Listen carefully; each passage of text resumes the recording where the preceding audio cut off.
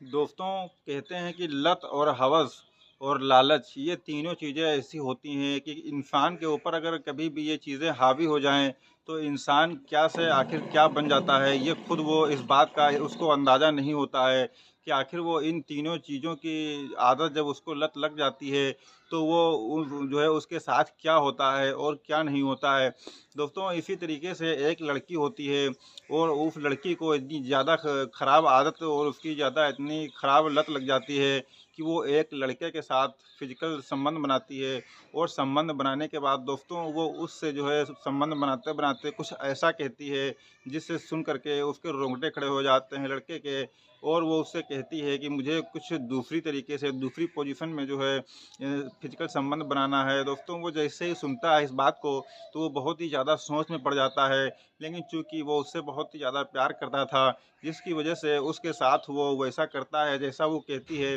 दोस्तों, आज की कहानी में जो है यही हम बताने की कोशिश करेंगे कि आखिर जो है लत और जो है लालच किस तरीके से इंसान को पूरी तरीके से बर्बाद कर देता है और कहाँ तक उसको ले जा सकता है। दोस्तों, इस कहानी में पूरी तरीके से जानने की कोशिश करेंगे। बस आपसे वही रिक्वेस्ट है कि आप लास्ट तक इस कहानी के अंत तक बने रहिएगा। दोस्तों, आदाब नमस्कार, मैं शादाब खान। अगर आप हमारे चैनल पर नए हैं तो प्लीज़ हमारे चैनल को सब्सक्राइब ज़रूर कर लीजिएगा और कहानी अच्छी लगे तो लाइक कीजिएगा और कमेंट बॉक्स में अपना नाम और आप कहानी को कहाँ से देख रहे हैं ये ज़रूर लिखिएगा, ताकि आपके नाम की घोषणा मैं अगले एपिसोड के लास्ट में कर सकूँ। दोस्तों, चलते हैं सीधे कहानी की तरफ। दोस्तों, ये कहानी दरअसल जो है भारत का एक बहुत ही मशहूर जो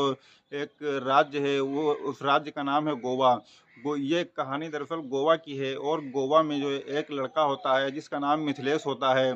और एक लड़की होती है जिसका नाम अर्चना देसाई होता है। ये दोनों लोग दरअसल जो है ये जो मिथिलेश होता है, ये एक कपड़ा कंपनी में जो है बहुत ही बड़ा मैनेजर होता है और ये वहाँ पे जो है अपने जो है काम को अंजाम दे करके जब ये इसकी छुट्टी होती है वहाँ पे अपने ऑफिस में, तो ये ऑफिस से जब अपनी गाड़ी से वहाँ से निकलता है, तो एक रोडवेज बस अड्डे के पास ये देखता है कि एक लड़की जो है वो बहुत ही खूबसूरत, वो बहुत ही निहायत ही खूबसूरत जो खड़ी होती है और वो ऐसा लग रहा था देखने से कि शायद वो किसी का इंतज़ार कर रही हो। तभी ये मिथिलेश जा करके अपनी गाड़ी को उसके बगल में जा करके रोकता है और उससे कहता है कि मैडम, आपको कहीं जाना है क्या? आपको लिफ्ट दे दूँ? तो वो उसकी तरफ नीचे से ऊपर तक देखती है और देखने के बाद वो उसकी गाड़ी के ऊपर बैठ जाती है और कहती है कि ठीक है, आप हमें छोड़ दीजिए। दोस्तों, वो गाड़ी को स्टार्ट करता है और स्टार्ट करने के बाद चल देता है। चलने के बाद इन दोनों के बीच में कुछ धीरे-धीरे बातें होती रहती हैं और बातों ही बातों में वो मिथिलेश जो होता है उसका घर बहुत ही नज़दीक आ चुका था। तो अब वो उस लड़की से पूछता है कि ये बताइए कि आपको कहाँ जाना है? क्योंकि मेरा घर तो बिल्कुल सामने ही नज़दीक ही आ चुका है और अगर इससे भी आगे अगर आपको जाना हो तो मैं आपको आपकी जगह पर छोड़ दूँ। तो वो कहती है नहीं, नहीं ऐसी कोई बात नहीं है, आप हमें यहीं पर छोड़ दीजिए और मुझे जहाँ जाना होगा मैं वहाँ पर चली जाऊँगी। दोस्तों, उसके बाद जो मिथिलेश होता है वो उसको वहीं पर उतार देता है और उतारने के बाद वो अपने घर चला जाता है और वो अपने रास्ते चली जाती है जहाँ पर उसको जाना होता है। दोस्तों, फिर वो अपने घर पहुँच कर के खाना-पीना खाता-पीता है और सो जाता है। सोने के बाद वो सुबह जो है तैयार होकर के, रेडी होकर के वो फिर अपने ऑफ़िस जाता है जहाँ पर वो मैनेजर होता है और वहाँ पर वो पूरे दिन अपने काम को अंजाम देने के बाद जब शाम को उसकी छुट्टी होती है और फिर से वो वापस आता है, तो वापस जब आता है तो देखता है कि अगले दिन भी वही लड़की उसी बस अड्डे पर खड़ी होती है। तो वो उसको देख कर के बहुत ही चौंक जाता है कि आखिरकार ये लड़की कल भी हमें मिली थी और आज भी मिली है, तो शायद हो सकता है कि आज भी इसको लिफ्ट की ज़रूरत हो। तो वो जा कर के उसके बगल में गाड़ी को रोक देता है और उससे पूछता है कि आपको जो है फिर से लिफ्ट चाहिए क्या? तो वो फिर से उसकी गाड़ी पर बैठ जाती है और फिर इन दोनों के बीच में जो है बातचीत का सिलसिला जारी होता है और वो जो होता है लड़का तो उस लड़की से जो है उसका नाम पूछता है और उसका पता पूछता है। तो वो कुछ देर तक तो खामोश रहती है और इस बारे में कोई भी बात नहीं करती है। दोस्तों, हालाँकि जो है उसका घर बहुत ही नज़दीक आ चुका था लड़के का, तो वो मिथिलेश का, तो वो उससे कहती है कि कहता है कि आखिरकार अपना नाम तो बता ही दे दीजिए। तो वो बताती है कि हमारा नाम जो है वो अर्चना देसाई है। दोस्तों, उसके बाद वो कहता है कि अगर आपको आप कहें तो मैं आपको जो है आखिर में वहाँ जहाँ तक आपको जाना हो वहाँ पर आपको छोड़ दूँ और जो है तो वो कहता है वो कहती है कि नहीं, आप हमें यहीं पर छोड़ दीजिए और जो है अब मैं अपने घर जो है खुद चली जाऊँगी। दोस्तों, उसके बाद वो उसको वहीं पर छोड़ देता है और वो अपने घर चली जाती है और ये अपने घर चले जाते हैं। दोस्तों जब ये आते हैं तो अपना खाना-पीना खाते-पीते हैं और आराम करते हैं और आराम करने के बाद ये दोनों लोग जो है अब चले जाते हैं। लेकिन जब ये जो लोग जब इसको ये गाड़ी से उतारते हैं, तो ये अपना एड्रेस उसको बताते हैं, जिस ऑफ़िस में ये काम किया करते थे, मैनेजर थे। दोस्तों फिर ऐसा होता है कि 4-5 दिन का त तकरीबन समय बीत जाता है और बीतने के बाद वो जो लड़की होती है, वो 4-5 दिन के बाद उसी उसी के ऑफ़िस में जहाँ जहाँ पर वो मैनेजर था, उसी के ऑफ़िस में जाकर के वो पहुँच जाती है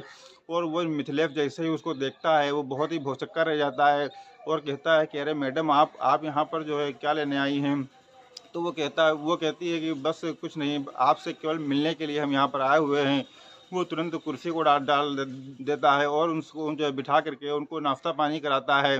और अपने वर्करों से कहता है कि देखिए मैडम को क्या चाहिए? तो मैडम कहती हैं कि नहीं, नहीं ऐसी कोई बात नहीं है और हम यहाँ पर कुछ खरीदने के लिए नहीं आए हैं, बल्कि बस केवल आपसे मुलाकात करने का मन किया और आपके साथ जो है आपके ऑफ़िस में हम चले आए हैं। दोस्तों उसके बाद इन दोनों की बातचीत शुरू होती है और वो मिथिलेश उससे पूछता है अर्चना से कि क्या आपका घर यहीं पे आस-पास में है क्या कहीं? तो वो कहती है कि नहीं, हमारा घर आस-पास तो नहीं है लेकिन थोड़ी दूरी पर है, लेकिन आपने जो एड्रेस बताया था उसी एड्रेस पर मैं आपसे आपके ऑफ़िस में मिलने के लिए चली आई हूँ। उसके बाद दोनों लोग बहुत ही ज़्यादा खुश हो जाते हैं और जो है बहुत ही ज़्यादा क्लोज़ हो जाते हैं और क्लोज़ होने के बाद दोस्तों वो एक-दूसरे का जो नंबर होता है वो आदान-प्रदान करते हैं और उसके बाद वो वहाँ से चली जाती है। दोस्तों जाने के बाद जब उसको उसकी शाम को छुट्टी होती है, वो अपने घर जाता है, खाना खा पी के जब अपने बेडरूम में लेटता है, तो लेटने के दौरान वो अर्चना के पास फ़ोन करता है और उससे जो है बातें किया करता था। तो इसी तरीके से जो है उन दोनों के बीच में आपस में जो है कब ये दोस्ती जो है प्यार में बदल जाती है, कुछ पता ही नहीं चलता है और इसी तरीके से तकरीबन 2 से 3 महीने का समय बीत जाता है। समय बीतने के बाद दोस्तों वो लड़की जो है कहीं न कहीं वो और भी क्लोज़ होती जा रही थी। तो एक दिन वो कहती है कि चलो कहीं पर जो है कहीं बाहर वो जो है पार्क वग़ैरह में कहीं घूम कर आते हैं, कहीं अकेले में मिलते हैं। तो वो लड़का कहता है कि बहुत दिनों से मैं भी यही सोच रहा था और मैं भी यही आपसे कहने वाला था, लेकिन तब तक के लिए आपने ये बात खुद कह दी। तो वो कहती है कि ठीक है। वो लोग जो है क्योंकि गोवा में काफ़ी ज़्यादा बीच होते हैं, तो उसी एक बीच का वो लोग जो है सिलेक्शन करते हैं और वो सिलेक्शन करने के बाद वो लोग जो है वहाँ पर जाते हैं, टहलते हैं। उसके बाद और भी कई बीच बीच पे टहलते हैं जाकर के। तो वहाँ पर जो एक बीच ऐसा होता है जहाँ पर वो लड़का जो होता है मिथिलेश, वो ज़्यादा ही रोमांटिक हो जाता है और उसको इधर-उधर हाथ लगाने लगता है। तभी वो जो अर्चना देसाई होती है वो उसको मना कर देती है और कहती है कि यहाँ पर सभी लोग देख रहे हैं, तो प्लीज़ आप यहाँ पर ऐसा मत कुछ कीजिए। आपको जो कुछ भी करना है तो यहाँ पर कई सारे होटल्स हैं, तो आप होटल का एक कमरा बुक कर लीजिए और उसी में चलते हैं। 2-3 घंटे का वक़्त गुज़ारते हैं और जो जो कुछ भी आपको करना होगा तो वो वहाँ पर कर लीजिएगा। दोस्तों उसके बाद वो कहता है कि होटल में कमरा बुक करने की क्या ज़रूरत है, क्योंकि हमारी एक फूफी का घर है यहाँ पर और उस घर में केवल एक नौकर ही रहता है। क्योंकि जो हमारे फूफी और फूफा हैं वो ऑस्ट्रेलिया में रहकर एक बिज़नेस को अंजाम देते हैं और यहाँ पर वो केवल नौकर ही रहता है। तो वो कहती है ठीक है, इसमें कोई दिक्कत नहीं है, तो फिर वहीं पर चलते हैं। दोस्तों वहाँ पर जाने के बाद वो जो है नौकर से मिलते हैं और उसे बताते हैं कि हम ये हमारे फूफा का घर है। तो वो कहता है कि साहब मैं आपको अच्छी तरीके से जानता हूँ। तो वो कहता है ठीक है, हम दोनों लोग थोड़ा 2-3 घंटे के लिए आराम करने के लिए आए हैं, लेकिन आप यहाँ पर किसी को अंदर आने मत देना। तो वो कहता है ठीक है, आप जाइए, कोई दिक्कत की बात नहीं है। दोस्तों उसके बाद वो दोनों लोग कमरे में जाते हैं और कमरे में जाने के बाद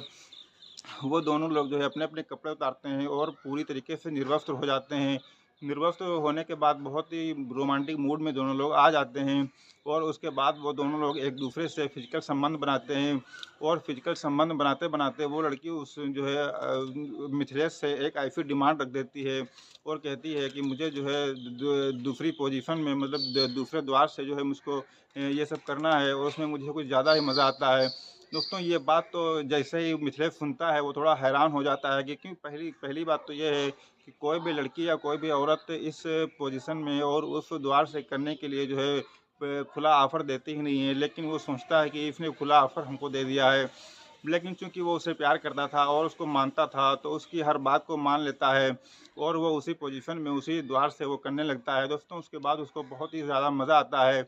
और इस तरीके से तकरीबन 1-2 घंटे का समय बीत जाता है और बीतने के बाद जब सब सब काम कंप्लीट हो जाता है, उसके बाद ये दोनों लोग अपने कपड़े पहनते हैं और अपने कपड़े पहनने के बाद ये दोनों लोग रूम के बाहर आते हैं और रूम के बाहर जैसे ही आते हैं तुरंत जो है वो जो गार्ड होता है वहाँ का, तो जो माली होता है तो उसको जो है वो 500 रुपये देते हैं और कहते हैं कोई चाय नाश्ता पानी कर लीजिएगा। दोस्तों उसके बाद वो लोग वहाँ से निकल जाते हैं और निकलने के बाद वो दोनों दोनों लोग अपने अपने घर चले जाते हैं। घर जाने के बाद मिथिलेश जो उसको शाम को खाना खाने पीने के बाद फ़ोन करता है और कहता है कि आज वाकई में बहुत ही ज़्यादा मज़ा आया था। दोस्तों उसके बाद जब अगला दिन होता है तो अगले दिन भी यही डिमांड वो रखती है कि चलो फिर फूफी के घर पे मिलते हैं।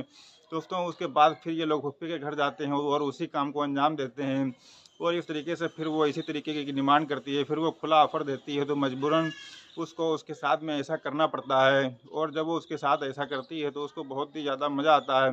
दोस्तों इस तरीके से ये सिलसिला जो है काफ़ी टाइम तक चलता रहता है और यहाँ तक कि जो है वो बार बार इसी तरीके की जो है डिमांड करता रहता है। तो जब एक बार वो उसको वहाँ से होटल से अपनी फूफी के घर से जब उसको लेकर के आ रहा होता है,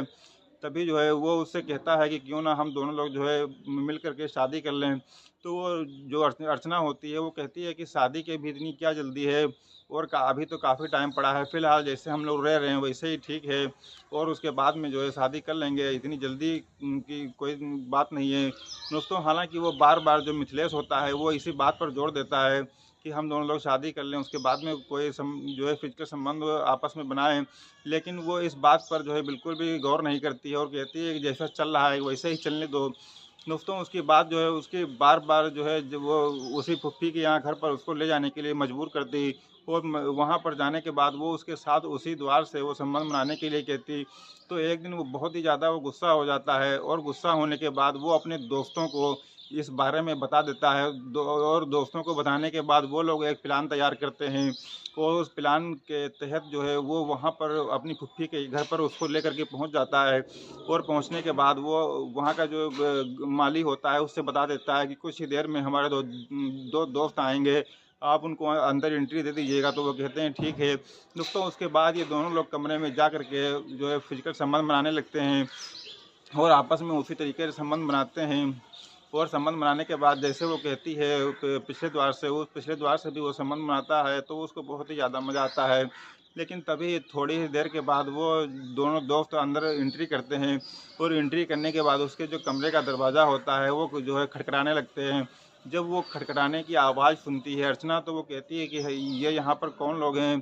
तो वो मिथिलेश उसको बताता है कि ये हमारे दो दोस्त हैं असल में और ये यहाँ पर आए हुए हैं। तो वो कहती है कि इन दोनों का यहाँ पर क्या काम है। तो मिथिलेश बताता है कि आपको जिस तरीके से जो है जिस द्वार से कराने की आदत और लत लग चुकी है, ये दोनों लोग इस चीज़ में बहुत ही ज़्यादा माहिर हैं। तो वो कहती है कि नहीं नहीं ऐसी कोई बात नहीं है और हम इनके साथ बिल्कुल भी कंफर्ट नहीं है, आपकी बात अलग है और आप ही के साथ हम ऐसा कर सकते हैं और किसी के साथ हम ऐसा नहीं कर सकते हैं। वो इस चीज़ से साफ साफ इनकार कर देती है। लेकिन वो मिथिलेश जैसे ही दरवाज़ा खोलता है वो दोनों लोग अंदर आ जाते हैं और अंदर आने के बाद वो दोनों लोग जो है जबरन उसके साथ उसी द्वार से जो है जिस द्वार से वो चाहती थी वो जबरन उसके साथ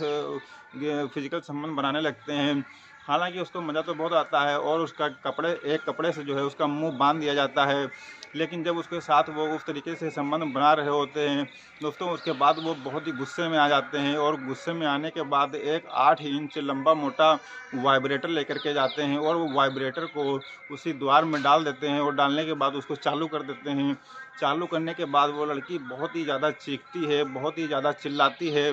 और यहाँ तक कि जो है उसको ये सब बर्दाश्त नहीं होता है। तो वो जो है गुस्से में आकर के कहती है कि जिस तरीके से आप लोग इस काम को अंजाम दे रहे हैं उस तरीके से मैं आप दोनों की जो है पुलिस में कंप्लेंट करूंगी, पुलिस में शिकायत करूंगी, आपको जेल भिजवा दूंगी। जब ये बातें उसके दोनों दोस्त सुनते हैं तो वो बहुत ही ज़्यादा हैरान हो जाते हैं और बहुत ही ज़्यादा गुस्से में आ जाते हैं और गुस्से में आने के बाद दोस्तों उसका जो है वो अर्चना का उसका गला दबा देते हैं और जब गला दबाते हैं तो ये चीज़ जब वो देखता है लड़का जो उससे प्यार करता था तो वो उसको हालांकि बचाने की कोशिश करता है, लेकिन वो दोनों दोस्त नहीं मानते हैं और वो बहुत ही ज़्यादा क्रोधित हो जाते हैं। क्रोधित होने के बाद उसके दोनों दोस्त उसका गला तब तक दबाए रहते हैं जब तक वो मर नहीं जाती है और जब वो मर जाती है तो वो उसी जो बेड की चादर होती है उसी में उसको लपेट करके रख देते हैं। अब तीनों लोग सोच में पड़ जाते हैं कि आखिरकार इसकी लाश को जो है क्या किया जाए और क्या ना किया जाए। दोस्तों उसके बाद उसमें से जो है वो जिसकी फुफ्फी का वो घर होता है मिथिलेश, वो बाहर निकलता है और बाहर निकलने के बाद वो गार्ड को 500 रुपये देता है और कहता है कि आप 1-2 घंटे के लिए बाहर चले जाइए और टहल के आइए, तब तक के लिए जो है हम लोग फ्रेश हो जाते हैं। तो वो कहता है ठीक है। दोस्तों उसके बाद वो माली चला जाता है वहाँ से। अब वहाँ पर केवल तीनों दोस्त ही बचते हैं और वह प्लान बनाते हैं कि आखिर इस डेड बॉडी का क्या किया जाए। दोस्तों शाम हो जाती है, तभी उसी गार्डन में जो है एक गड्ढा खोद करके उसी चादर को उठा करके जो जिसमें बॉडी होती है, उसमें जो है उसी को ले जा करके उसमें पाट देते हैं और पाटने के बाद वो 1 से 2 घंटे के बाद वो माली आ जाता है और वो घर माली के हवाले सुपुर्द करके वो तीनों लोग वहाँ से निकल जाते हैं। दोस्तों निकलने के बाद वो लोग अपने अपने घर पर चले जाते हैं। मामला फ़िलहाल के लिए तो शांत हो जाता है, लेकिन हमेशा के लिए शांत नहीं होने वाला था। उसके बाद जब एक दिन का पूरा समय बीत जाता है और उसकी माँ जो होती हैं, वो बहुत ही ज़्यादा परेशान हो जाती हैं और सोचती हैं कि हमारी लड़की अभी तक घर पर क्यों नहीं आई है। तो जब ज़्यादा ही परेशान हो जाती हैं, तो वो पुलिस थाने जाती हैं और पुलिस थाने जाने के बाद वहाँ पर जो है एक एफ़आईआर दर्ज करवाती हैं और कहती हैं कि हमारी लड़की जो है कल से गायब है और वो उसका अभी तक कोई अता पता नहीं है। तो उसके बारे में जब पूरी डिटेल से जानकारी ली जाती है, तो उसकी माँ कहीं न कहीं उस जानकारी को छिपाती हैं। दरअसल वो जो अर्चना देसाई होती है, वो एक सेक्स वर्कर का काम किया करती थी, यानी कि वो एक कॉल गर्ल थी और वो जो है इसी तरीके के जो है रोडवेज बस अड्डे हों या कोई भी बस अड्डे हों, उस तरीके वहाँ पर जा कर के वो खड़ी हुआ करती थी और जब मिथिलेश से उसकी मुलाकात होती है, तो उस दौरान भी वो अपने कस्टमर का इंतज़ार कर रही होती है। लेकिन तभी अचानक से वो वहाँ पर पहुँचता है और उसके साथ वो क्लोज़ली फ्रेंड हो जाते हैं और उसके बाद वो इस तरीके के फ़िज़िकल संबंध उन दोनों के बीच में हो जाते हैं। फिर वो शादी का दबाव बनाता है, लेकिन वो शादी करने के लिए तैयार नहीं होती है और लिव इन में ही रहना पसंद करती है। दोस्तों ये सारी बातें होती हैं, हालाँकि पुलिस जो है फिर उसका नंबर लेती है उस लड़की का, अर्चना का, और वो उसकी अर्चना की कॉल डिटेल निकलवाती है और कॉल डिटेल में जो नंबर सबसे ज़्यादा जिस पर बात की जाती है, उस नंबर को निकाल करके जब चेक किया जाता है, तो वो नंबर मिथिलेश का होता है। तो पुलिस तुरंत मिथिलेश के पास जाती है और उसे गिरफ्तार करके ले आती है थाने में और जब उससे पूछताछ करती है, तो पहले तो वो मुँह कर जाता है, लेकिन जब उससे बहुत ही ज़्यादा सख्ती से पूछताछ की जाती है, तो वो आखिरकार टूट जाता है और वो कहने लगता है कि हाँ, हमने ही जो है हमने ही इसका जो है मर्डर किया है। तो वो पुलिस कहती है कि हमने ही मतलब तुम्हारे साथ में कोई और था क्या? तो वो कहता है कि हाँ, हमारे 2 दोस्त और थे। जब उन दोनों का नाम वो पुलिस के सामने बताता है, तो वो उन दोनों को भी गिरफ्तार किया जाता है और गिरफ्तार करने के बाद थाने लाया जाता है और उन तीनों के खिलाफ जो है संबंधित धाराओं में मुकदमा दर्ज करके उनको जेल भेज दिया जाता है। और दोस्तों इस तरीके से जो है वो वहाँ पर जो पुलिस होती है, तो वो उसी फूफी के घर पे गोवा के बीच में जो फूफी का घर होता है, उसके घर पे जाती है और उनके बताए हुए जगह पर जहाँ पर डेड बॉडी को दफन किया गया था,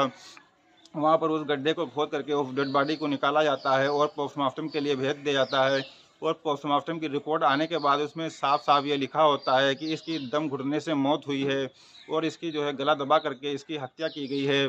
और इसको इसके साथ जो है प्राकृतिक और अप्राकृतिक रूप से जो है उसके साथ यौन संबंध स्थापित किया गया है और बहुत ही दर्दनाक तरीके से इसकी मौत की जो है हुई है। दोस्तों उसके बाद उन तीनों के खिलाफ संबंधित धाराओं में मुकदमा दर्ज करके उनको जेल जो है भेज दिया जाता है और उसकी डेड बॉडी को उनके घर वालों के हवाले सौंप दिया जाता है और उसका अंतिम संस्कार कर दिया जाता है।